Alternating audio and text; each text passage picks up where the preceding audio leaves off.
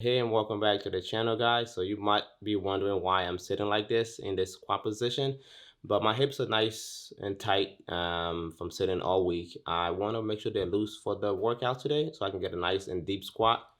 Once I've done this, I'm going to roll out my quads, hamstrings, and calves here in a bit, and then I'm going to head to the gym. But definitely though, if you aren't getting deep enough in your squat, you probably have tight ankles or your hips are tight, and you can either do this or you can just do some seated butterflies, right? Those are nice and good, but this is actually better than the seated butterflies. So if you want to add this to your stretch routine for the week, definitely do this. It'll help you tremendously, and you won't feel as tight in your hips as you normally do. And also make sure you stretch out your ankles, right?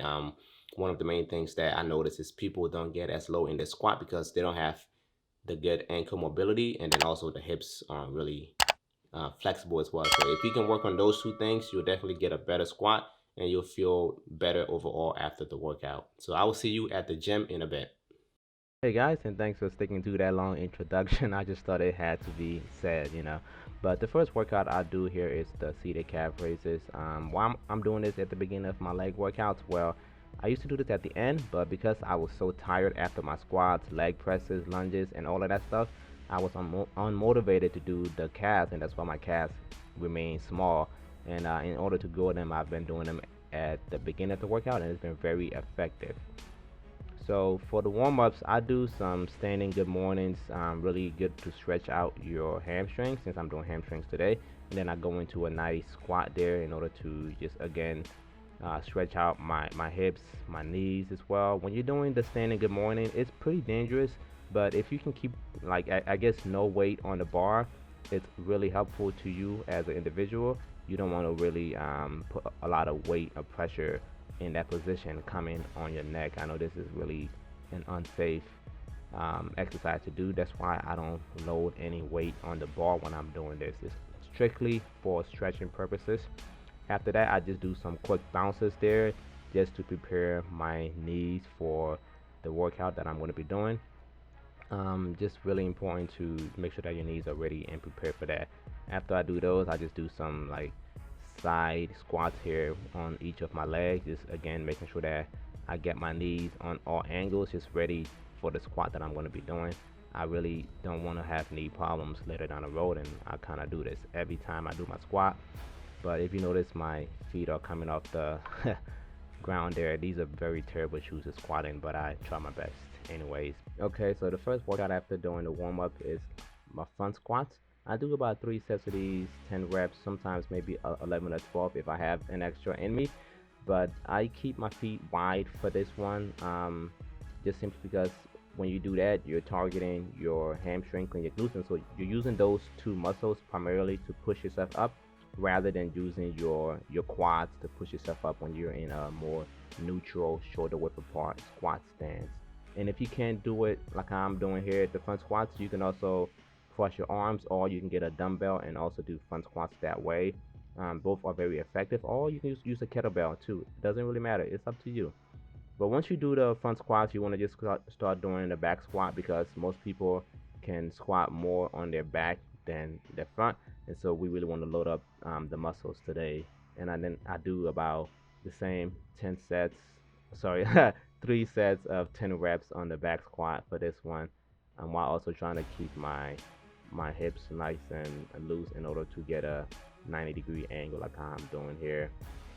So it's important for you to do those stretches in the beginning. It's going to help you a lot throughout your workout. Like I said, you'll hit more of the muscle when you are able to get into a nicer squat like I'm doing today. So once I do my squats, I do the straight-legged deadlift. This is to target again hamstrings and glutes. So you don't really bring the bar all the way down, just to about middle of your ankles. I should say your shins, and you use your hips, your quad, sorry not quads, but on your hips, your hamstrings, and your glutes to push the weight up rather than using your back. Once you do that, I do hyperextensions. Just make sure that you're not coming all the way up, because then you're doing your lower back. This is in order for us to target again glutes and hamstrings, and so you can come halfway up If you bring your neck back a little bit, you can feel it a little bit more. Just make sure that you're careful not to hurt your lower back during that workout. After I do that, I do some glute kickbacks. This is really great for the glutes as well. Just nice and slow repetitions. I do about 3 sets of these. Again, the glutes are an important feature of the body. It's the reason why we're able to stand upright as humans. And so, for me to neglect my glutes, it's pretty absurd. Even if I'm a guy, I do glutes as well, like most females do. We all have butts, so it's important for me to take care of that so I can be able to have a more upright position when I get older.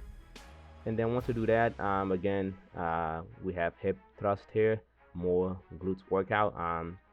You don't normally see guys doing this workout, but I enjoy having a overall physique, and for me, this is really important to have a nice posture throughout my daily life, and just make sure that you're pushing up as hard as you can. I prefer this over the barbell because this is more comfortable. Once we do that, I then start doing my last workout here, the hamstring curl. By this time, I'm like super tired. Again, reason why I'm not doing calves at the end of my workout. And I just rep out about 12 reps here. Keep the weight pretty low, not too low, but it's low enough to where I can still feel the burn. But again, just so that I can ensure that I am keeping the nice tension here in my hamstrings. And so just keep it nice and slow. Do as many as you can. To be honest, it's the last workout. You probably run out of energy, but it's all right. Almost through. All right, guys, editing is done. And as always, thanks for watching. Like I said earlier, I do my quads on Wednesday and then my hamstrings and glutes on Saturdays. But obviously, if you're a female and you want to be more bottom heavy, try to do at least 3 leg workouts throughout your weekend. And you can do like a 2-day top part. And if you're a guy, definitely try to keep it overall physique, head to toe. Don't neglect your legs or your calves. But just tune in for next week. I finally got the wrist wraps that I ordered. And so I want to be trying to max out on the bench press again. And then also showing you guys some tricks and tips how you can do to improve your bench press and also make your chest grow and look as big as mine. So I hope to see you guys next week, and enjoy the rest of your day.